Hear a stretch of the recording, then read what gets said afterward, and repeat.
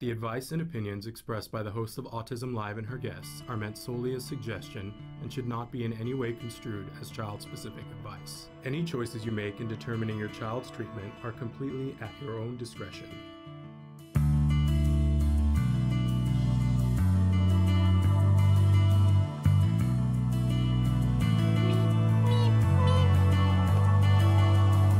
Our topic today is a parent-to-parent talk.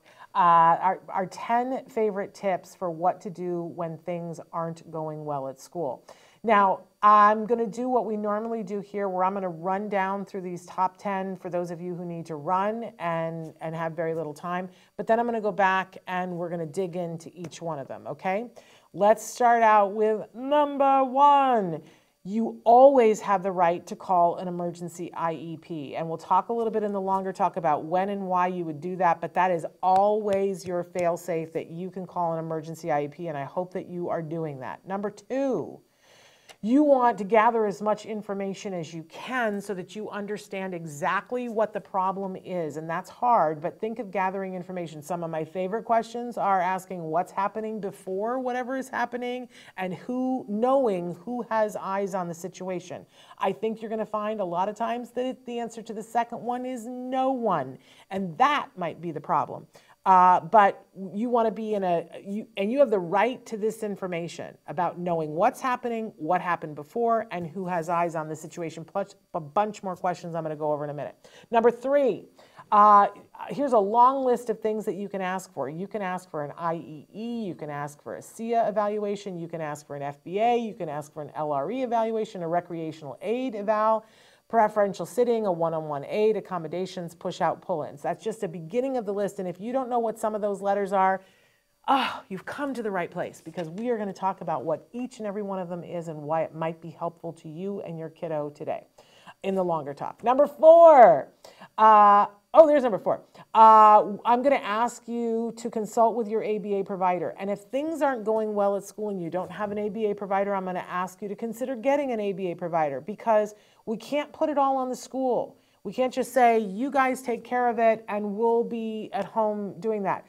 We could say that, but it's not what's best for our child, and we would want to be mirroring anything that needs to be worked on at school. We need to be working on it at home too, and that's the way we're going to get to success.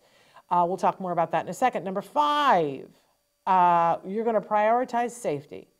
And it should be that you shouldn't have to, because the school is doing that, but guess what? This is the thing that's going to motivate them more than anything else to do what's right when we prioritize safety. So let's do that. It's what's best for our child, and it's what's most effective with the schools. Number 6, from now on, I'm not going to put these in black. I'm going to put them in white.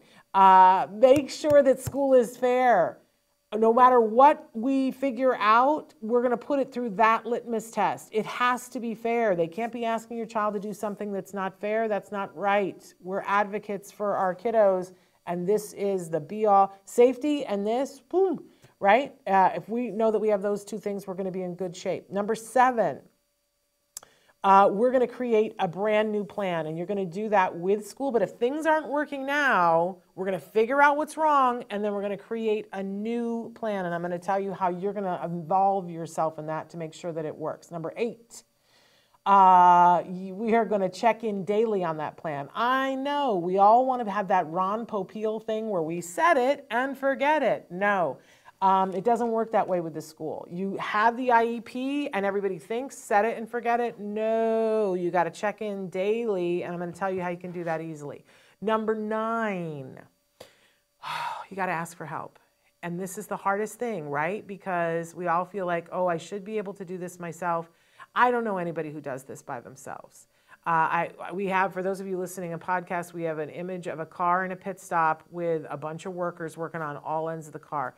You are going to need some help and support through this, and we're going to talk about who you might ask for help for different situations. And last but not least, number 10, you are not going to relent. I love that. I always quote Holly Robinson Peete early on after my son was diagnosed. She did a blog about, here are the 8 things that she wanted the world to know about autism. And one of the things that she said was, if you can't be everybody's friend, And if you're a parent of a child that's been diagnosed, she said, if when you're walking down the sidewalk to go into your child's school, if the admins in the office aren't looking out the window and going, oh no, here she comes, then you're not doing your job. Love Holly, love that advice. We have to be willing to get down on the mat and wrestle for our kids. And so we're going to give you some advice about how you don't relent.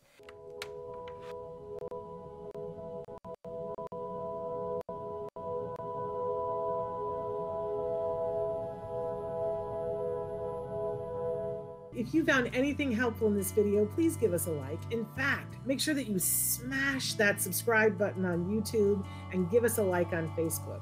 You can also follow us on Twitter and on Instagram for important updates. And please download our free podcast wherever you get your podcasts. Thank you so much. See you next time.